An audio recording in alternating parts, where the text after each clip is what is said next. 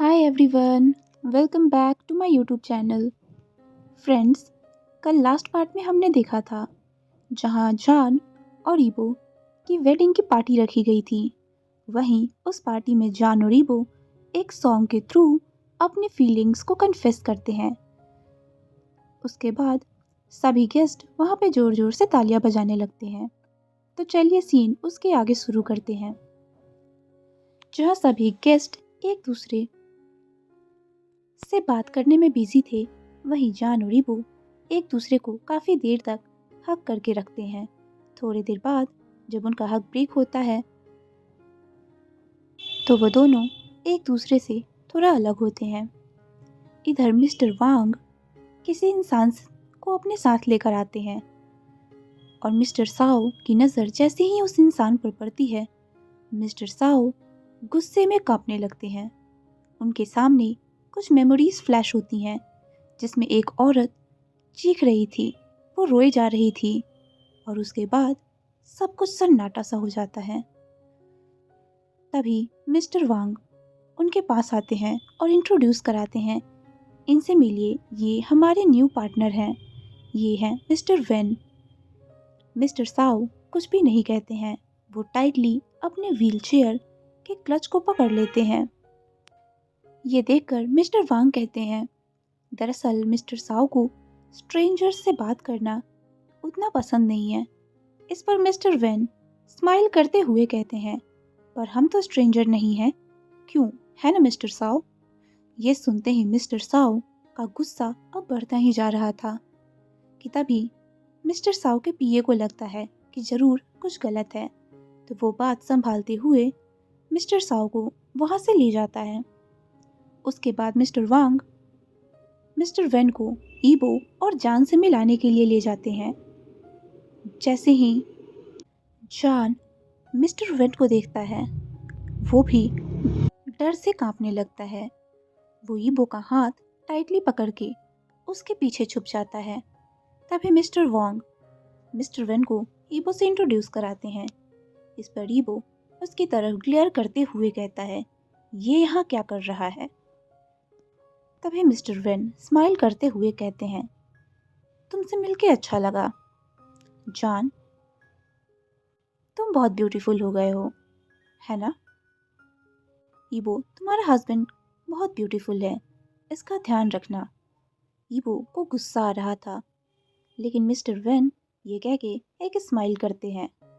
उसके बाद mister Wong के साथ वहाँ से चले जाते हैं, लेकिन जाने से पहले वो एक बार पीछे मुड़ के जॉन की तरफ देखता है और सी यू अगेन कह के वहाँ से चला जाता है। इधर जॉन डर से कांपने लगा था। जब ईबो की नज़रें जॉन पे पड़ती हैं तो वो सॉफ्ट वॉइस में कहता है, क्या हुआ? इस पर जॉन कहता है, ईबो मुझे किस करो। इस पर ईबो कहता है, जान, पर ईबो पर जान फिर से कहता है, ईबो मुझे किस करो। उसके बाद ईबो जॉन को पैशनेटली किस करना शुरू करता है। वो लोग 5 मिनट तक एक दूसरे को काफ़ी डीपली किस करते हैं। ईबो जॉन के लिप्स को बाइट भी कर लेता है, जहाँ से ब्लड आने लगा था। उसके बाद वो दोनों अलग होते हैं। जॉन को अब थोड़ा बेटर फील हो रहा था कि तभी वहाँ हाई कुआन आ जाते हैं। हाई कुआन वहाँ आते हुए कहते हैं, जॉन तुम्हारे लिप्स को क्या हुआ? इस पर जॉन ब्लश कर जाता है और ईबो अपनी नज़रें इधर उधर करने लगता है कि तभी हाई कुआन हंसते हुए जॉन को कुछ उनकी यूनिवर्सिटी के फाइनल ईयर के स्टूडेंट से इंट्रोड्यूस कराते हैं, जिसमें ली बोवेन था जो कि फाइनल ईयर का स्टूडेंट था। वहीं जिली भी था जो कि जॉन की ही क्लास में था। वो काफ़ी क्यूट और फनी था। यूबिन यूबिन काफ़ी साई टाइप बॉय था। इसके अलावा डायलेन वोंग था जो कि हाई कुआन और ईबो का कजिन है। दरअसल वो कॉलेज में बहुत फेमस है और वो एक मॉडल भी है। उसकी पीछे यूनिवर्सिटी में बहुत सारी लड़कियां पड़ी हैं, लेकिन वो सभी को रिफ्यूज़ करता है। तभी हाई कुआन वहाँ से जाने लगते हैं, लेकिन जाने से पहले वो ईबो को कुछ देते हुए कहते हैं। दरअसल वो ईबो के पैंट्स में कुछ रखते हुए कहते हैं, इसे रात में देखना। उसके बाद वो वहाँ से चले जाते हैं। अब पार्टी सक्सेसफुली खत्म होती है।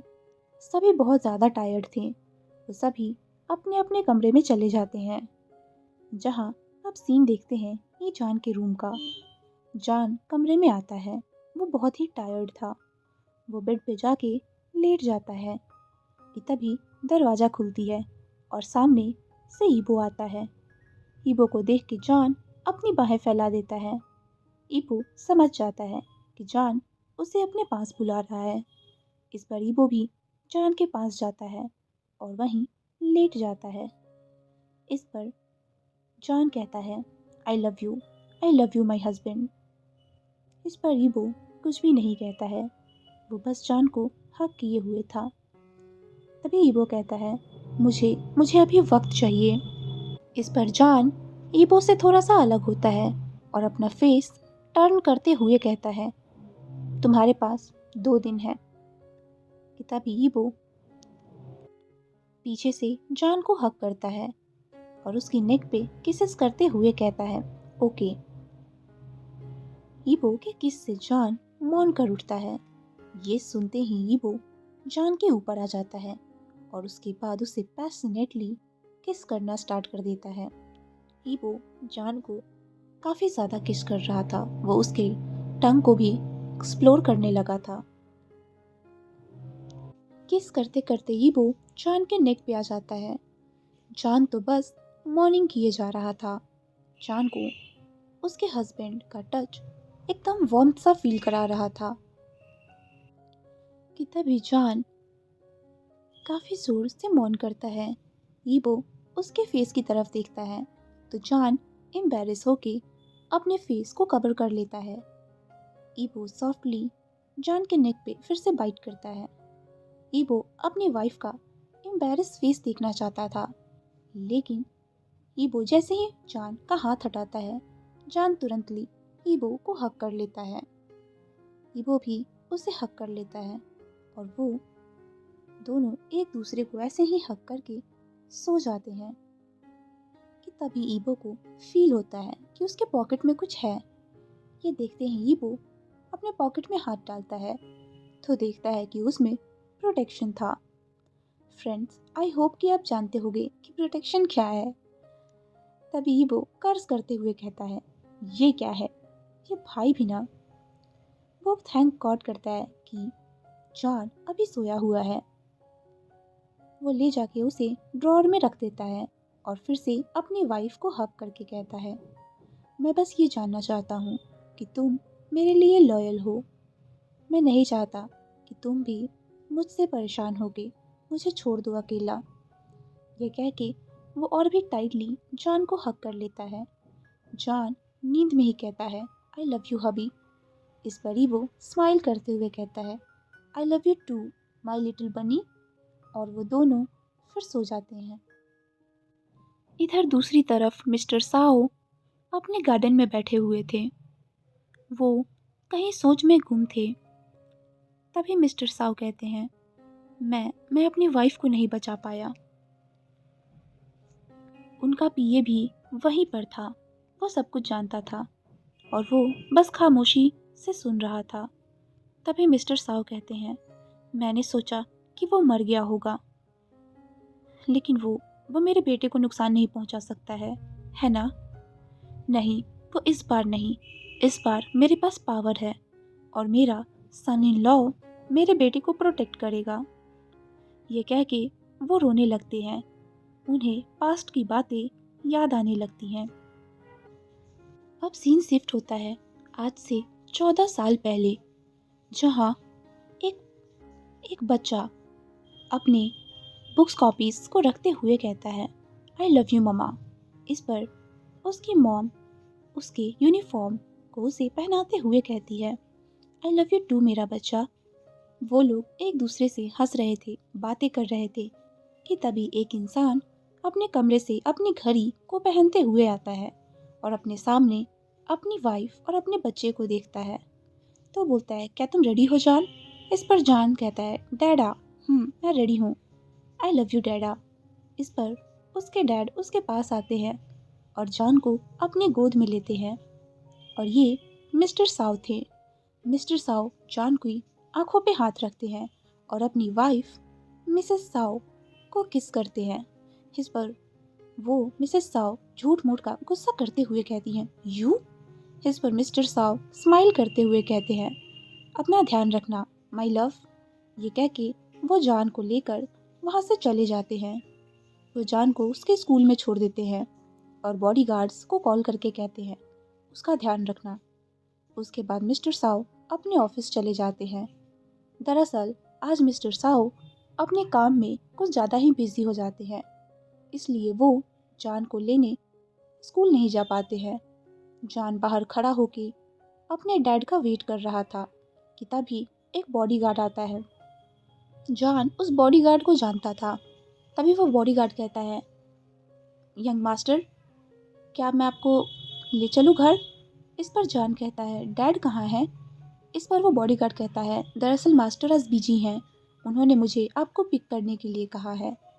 इस पर जॉन चुपचाप जाके कार में बैठ जाता है और वो बॉडीगार्ड वहाँ से चलता है।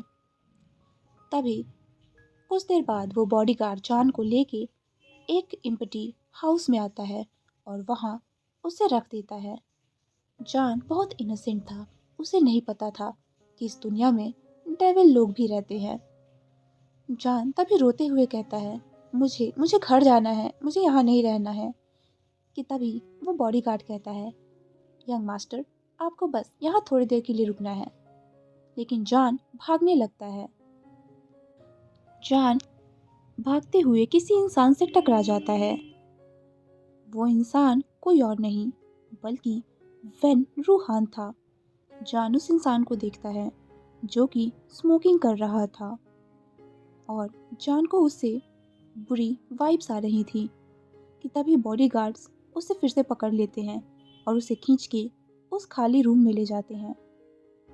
दरअसल वो घर के बेसमेंट में जाते हैं जहाँ पे एक सीक्रेट लैब था। जब वेन रूहान उस लैब में जाता है तो सभी साइंटिस्ट उसे बो करते हैं।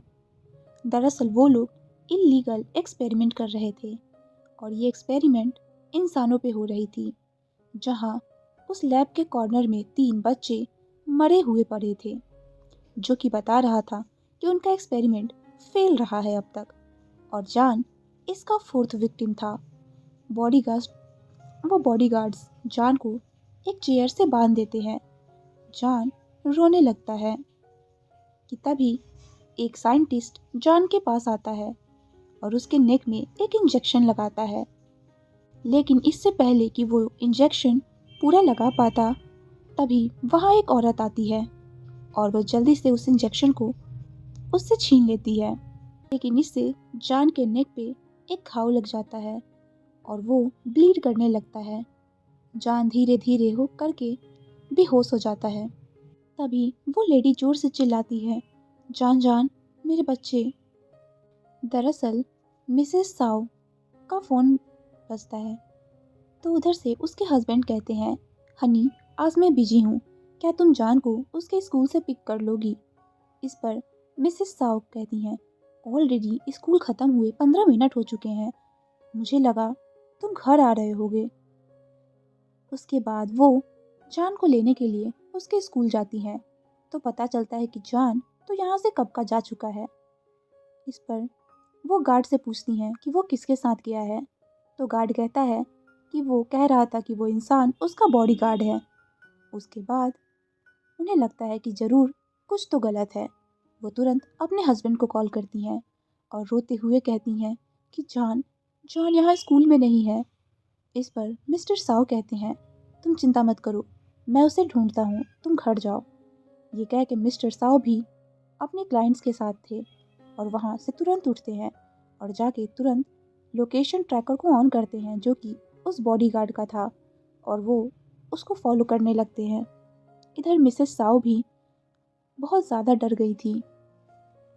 तभी वो एक लोकेशन ट्रैकर को ऑन करती हैं जो कि उन्होंने ही जॉन के बैग में रखवाया था ताकि उनका बेटा सेफ रहे।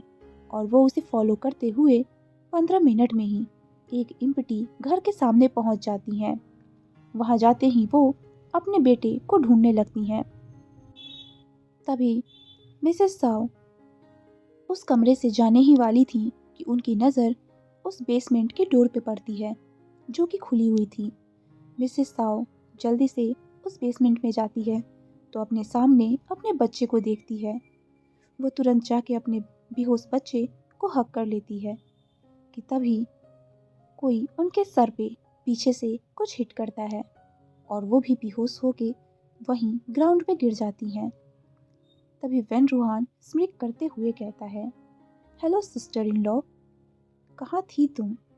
मुझे नहीं पता था कि तुम इतनी इंटेलिजेंट हो। वो मिसेस साओ की बॉडी के पास बैठता है और कहता है, ये मिस्टर साओ के लिए सबसे बेस्ट गिफ्ट होगा। ये कह के वेन रूहान उठता है और अपना गन निकाल के वहीं पे शूट कर देता है। दरअसल मिस्टर साओ और वेन ये दोनों बचपन से ही एक दूसरे के दुश्मन थे। इधर मिस्टर साओ जब उस जगह पहुंचते हैं तो देखते हैं कि वहां से 5 वैन और एक कार जा रही है। मिस्टर साओ उस कार को पहचान जाते हैं कि ये कार वेन रूहान की है, लेकिन वो उस तक पहुंच नहीं पाते हैं। मिस्टर साओ तेजी से अपना कार चला के उसी घर पे आते हैं और वो जैसे ही अंदर जाते हैं उनकी सांसें हेवी हो जाती है। अपने सामने अपनी वाइफ और अपने बेटे को ऐसे पड़े हुए देख के वो दौड़ के जाते हैं और अपनी वाइफ और अपने बेटे को हक कर लेते हैं। वो जान को हक करते हैं और अपनी वाइफ की बॉडी को अपने लैप में रखते हैं कि तभी उनकी वाइफ धीरे धीरे आंखें खोलती हैं और उन्हें ये देख के सेफ फील होता है कि उनका बेटा सेफ है। तभी मिसेस साउ रोते हुए कहती हैं, हनी रो मत, कुछ नहीं होगा। मिस्टर साउ भी कहते हैं, कुछ भी नहीं होगा तुम्हें। ये कह के वो दोनों को लेके हॉस्पिटल में जाते हैं। इधर आईसीयू में मिसेस जान को रखा गया था कि तभी आईसीयू से बाहर डॉक्टर निकलते हैं। मिस्टर साउ रोते हुए पूछते हैं, मेरे वाइफ और बच्चा कैसा है? इस पर डॉक्टर कुछ देर साइलेंट था, फिर कहता है, आपका बेटा कोमा में है, लेकिन तभी मिस्टर साउ कहते हैं, लेकिन इस पर डॉक्टर कहते हैं कि आपकी वाइफ के पास अब कुछ ही घंटे बचे हैं, आप उनसे मिल सकते हैं।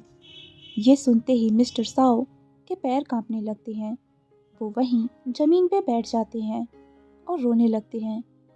कुछ देर बाद मिस्टर साओ हिम्मत करके अपनी वाइफ के कमरे में जाते हैं जहां वो बेड पे लेटी हुई थी। मिस्टर साओ अपनी वाइफ को देखते हैं और उसके पास जाके बैठ जाते हैं। उनकी वाइफ धीरे धीरे अपना हाथ उठाती हैं और कहती हैं, मत रो माय लव, मैं कहीं नहीं जा रही हूँ, मैं हमेशा तुम्हारे दिल में रहूँगी। प्रॉमिस करो कि तुम हमारे जान का ध्यान रखोगे और तुम किसी दूसरी औरत से शादी नहीं करोगे। मिसेस साओ को बोलने में काफ़ी तकलीफ हो रही थी, लेकिन वो फिर भी कहती हैं, आई love you my husband, thanks मेरा साथ देने के लिए, मुझे सपोर्ट करने के लिए, और जान से कहना कि उसकी मॉम उससे बहुत प्यार करती हैं। ये कह के वो दोनों एक दूसरे को हक करके रोने लगते हैं। तभी मिसेस साओ कहती हैं, क्या तुम मेरे पे एक फेवर करोगे? मैं चाहती हूँ कि मेरा दिल हमेशा तुम्हारे लिए धड़कता ही रहे। मैं इस दिल को डोनेट करना चाहती हूँ, प्लीज़ ये मेरी लास्ट विश है। ये कह के मिसेस जान रोने लगती हैं। मिस्टर साओ भी उनकी कंडीशन को देख नहीं पाते हैं और वो एग्री कर लेते हैं। तभी वहाँ नर्स आती है और कहती है, हमें इन्हें ऑपरेशन थिएटर में ले जाना होगा। मिस्टर साओ पहले तो कंफ्यूज हो जाते हैं, लेकिन तभी उन्हें समझ में आ जाता है और वो अपनी वाइफ के पीछे दौड़ने लगते हैं। वो चिल्लाने लगते हैं, प्लीज़ मुझे छोड़ के मत जाओ। तभी कुछ नर्स आते हैं और मिस्टर साओ का हाथ पकड़ लेते हैं और उन्हें अंदर ले जाया जाता है। कुछ देर के ऑपरेशन के बाद जब गेट खुलता है तो मिस्टर साओ की दुनिया मानो बिखर सी गई, क्योंकि उनके सामने उनकी वाइफ की मोशनलेस बॉडी पड़ी हुई थी। ये देख के वो जोर से चीखते हैं, नहीं, ये नहीं हो सकता। अगले दिन जब मिस्टर साओ अपनी वाइफ का फ्यूनरल कर रहे थे, तभी वहाँ वेन रूहान आता है। ये देखते ही मिस्टर साओ गुस्से में पागल हो जाते हैं। वो उसके पास जाते हैं, लेकिन इससे पहले कि वो कुछ कर पाते, वेन रूहान उनके दोनों घुटनों को शूट कर देता है और वो वहीं जमीन पे गिर जाते हैं। मिस्टर साओ के बॉडीगार्ड्स वेन रूहान को फॉलो करते हैं, लेकिन वो उस तक पहुंच ही नहीं पाते हैं। मिस्टर साओ को हॉस्पिटल ले जाया जाता है और तभी से मिस्टर साओ की ये हालत है। वो चल नहीं सकते हैं, लेकिन ऐसा नहीं है कि उन्होंने रिवेंज लेने की कोशिश नहीं की। उन्हें पता चला कि वेन रूहान एक माफिया बॉस है और पुलिस भी कुछ भी नहीं कर सकती है, और मिस्टर साओ ही वो पर्सन थे जिन्होंने वेन रूहान को पीछे से शूट किया था। जब वेन रूहान और लानजान एक दूसरे के साथ फाइट कर रहे थे, उन्हें लगा था कि वेन रूहान मर चुका है, लेकिन आज उसे पार्टी में देख के उनके सामने उनका पूरा पास्ट आ गया था। इधर सीन शिफ्ट होता है अगले दिन, जहाँ जान की आंखें खुलती हैं तो वो अपने सामने अपने हैंडसम हस्बैंड को देखता है और उसे एडमायर करने लगता है कि तभी जान को उसके पैंट्स में कुछ वेट सा फील होता है, और ये रियलाइज़ होते के साथ ही जान शर्म के मारे रेड हो जाता है। वो जल्दी से उठ के बाथरूम पे आता है, जहाँ जान अपना फेस मिरर में देखता है। जान के लिप्स पूरे स्वॉलन थे, उसकी नेक पूरी लव बाइट से भरी हुई थी। जान उन लव बाइट्स को टच करते हुए कहता है, हमने अभी तक कुछ किया भी नहीं है और वो इतना वाइल्ड है, पता नहीं वो सब करते टाइम कितना अग्रेसिव होगा। ये कह के जान स्माइल करता है कि तभी वो खुद को समझाता है ये वो क्या सोच रहा है। उसके बाद जान काफ़ी लॉन्ग शावर लेता है। शावर लेके वो अपने कमरे में आता है तो देखता है कि ईबो अभी तक सोया है। उसके बाद जान ईबो को जगाने लगता है, हबीब हबीब उठो उठो। तभी ईबो की नज़रें धीरे धीरे करके खुलती हैं और वो अपने सामने जान को देखता है, जो कि अपने बनी तीत दिखा के स्माइल कर रहा था। ईबो जान का हाथ पकड़ के उसे बेड पे खींच लेता है और उसे टाइटली हग कर लेता है और कंप्लेन करने लगता है, तुम इतनी जल्दी क्यों उठ गए, अभी अभी बहुत जल्दी है, 5 मिनट और। ईबो स्लीपी वॉइस में कहता है। जान बस अपने हैंडसम हस्बैंड को देखे जा रहा था कि तभी कहता है ईबो, अगर तुम मुझे इतना घूरोगे तो तुम्हें मुझसे प्यार हो जाएगा। इस पर जान पपी आइज के साथ कहता है, तुम्हें कैसे दिखाई दे रहा है।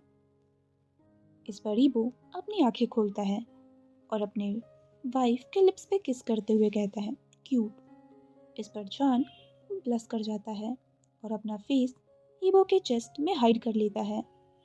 तभी उनके दरवाजे पे एक नॉक होती है।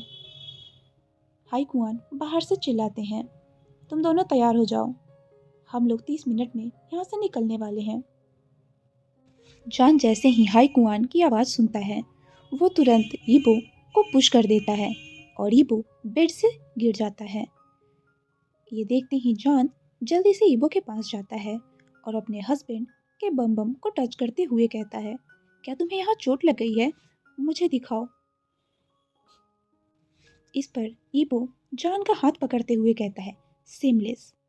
इस पर जान इनोसेंट वॉइस में कहता है, मैं ये नहीं करना चाहता था, मैं तुम्हें हर्ट नहीं करना चाहता था। ये कह के जान फिर से रोने रोने को हो जाता है कि तभी ईबो कहता है, रोना मत, मैं बिल्कुल ठीक हूँ, मुझे कहीं चोट नहीं लगी है। ये कह के वो जान को फिर से हक कर लेता है। उसके बाद ईबो उठ के बाथरूम में चला जाता है। इधर जान बोर हो रहा था कि तभी उसके फ़ोन पे एक नोटिफिकेशन आती है।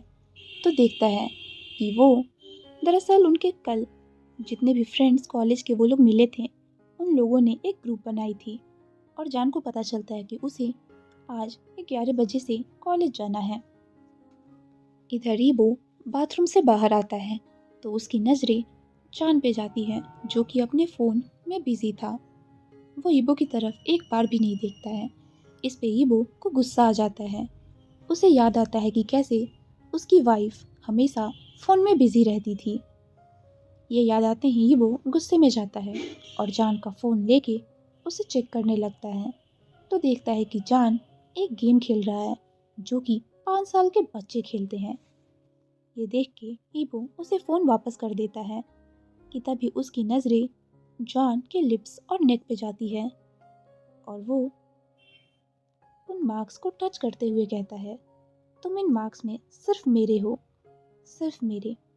उसके बाद वो वहाँ से उठता है और ऑइंटमेंट लाके जॉन के नेक पे केयरफुली अप्लाई कर देता है और उसके बाद जॉन को मफलर देते हुए उसके गले में उसे रैप कर देता है। जॉन अपने मन में सोचता है, मेरे फादर के बाद मेरा हस्बैंड ही है जो मेरी इतनी केयर करता है। जब भी वो नीचे पहुंचता है तो उसकी फैमिली उसे देख के एक मिस्टीरियस स्माइल कर रही थी। ये वो समझ जाता है कि ये लोग क्या सोच रहे हैं, लेकिन जॉन अभी भी कंफ्यूज था और वो उन्हें एक ऑकवर्ड स्माइल देता है। तभी वो लोग अपना ब्रेकफास्ट करते हैं और हाई कुआन कहते हैं, जॉन रेडी हो जाओ, मैं तुम्हें यूनिवर्सिटी ड्रॉप कर दूंगा। इस पर ईबो कहता है, नो, मैं उसे ड्रॉप करूंगा। वो अपने ब्रदर की तरफ एक डेथ ग्लेयर देता है। इस पर हाई कुआन कहते हैं, नहीं ईबो, आज तुम्हारा साउ कॉर्पोरेशन में पहला दिन है, तुम लेट हो जाओगे। इससे ईबो का फेस सैड हो जाता है। जब सभी ब्रेकफास्ट टेबल से उठ के चले जाते हैं तो जॉन इस मौके का फ़ायदा उठा के ईबो के चिक्स पे किस कर लेता है और साइली कहता है, क्या हम काम के बाद डेट पे जा सकते हैं?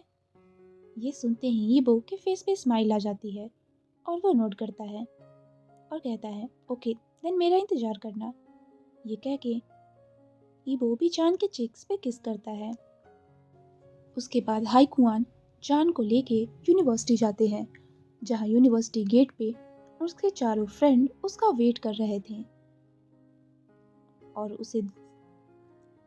और वो जॉन को देखते ही उसे हाई विश करते हैं। तभी जिली आता है और जिली जॉन का हाथ पकड़ते हुए कहता है, तुम उस कोल्ड एरोगेंट गा के साथ कैसे हो? ये सुनते ही जॉन शॉक्ड हो जाता है। तभी ली पोवेन कहता है, ये तो एक पॉइंट है, वो इंसान कभी भी स्माइल ही नहीं करता है। तभी डायलिन आता है और डायलिन जॉन के हैंड्स पे किस करते हुए कहता है, तुम्हारी तरह एक ब्यूटीफुल एंजल और वो एक एरोगेंट डेविल, तुम दोनों अच्छे पेयर हो, लेकिन तुम्हें तो मेरे साथ होना चाहिए, मैं भी बहुत हैंडसम हूँ। तभी तभी यिबिन जॉन का हाथ छीनते हुए कहता है, तुम सब उसे एम्बेरस कर रहे हो, अब तुम सब बातें करना बंद करो। उसके बाद यूबिन कहता है, सॉरी जान, बट ये सब ऐसे ही हैं, इन्हें माइंड मत करना, और हाँ, वेलकम टू आवर यूनिवर्सिटी। उसके बाद जान कहता है, नहीं ये सब बहुत अच्छे हैं और मुझे सभी पसंद है। ये कह के वो लोग अपने क्लास की तरफ जाने लगते हैं। यूनिवर्सिटी ख़त्म होने के बाद सभी अपने अपने घर की तरफ जा रहे थे कि तभी डायलिन अपने बाइक पे आता है और जॉन को राइड ऑफर करता है। इस पर जॉन पोलाइटली कहता है, नहीं वो आ रहे होंगे। इस पर डायलिन समझ जाता है और वो ओके कह के वहाँ से चला जाता है। जॉन कुछ देर वेट करता है और वो जैसे ही वापस यूनिवर्सिटी के अंदर जाने वाला था कि तभी उसकी नज़र पड़ती है उसके हस्बैंड पे, जो कि बाइक पे आया था उसे लेने के लिए। ये देखते ही जान के फेस पे एक स्माइल आ जाती है। दरअसल ईबो बहुत पहले ही आ गया था जान को लेने। वो यूनिवर्सिटी के बाहर उसका वेट कर रहा था क्योंकि आज साउ कॉर्पोरेशन में उसका पहला दिन था, इसलिए उसके पास कुछ ज़्यादा काम नहीं थे। लेकिन तभी वो देखता है कि उसका कजिन उसकी वाइफ के साथ फ्लर्ट कर रहा है और उसे बाइक पे राइड ऑफर कर रहा है। ये देखते ही ईबो को गुस्सा आ जाता है और वो तुरंत कॉल करके सेक्रेटरी को उसका बाइक लाने को कहता है। इसीलिए ईबो को थोड़ा लेट हो जाता है। ईबो जान को हेलमेट पहनाता है, उसके बाद उससे बैठने को कहता है।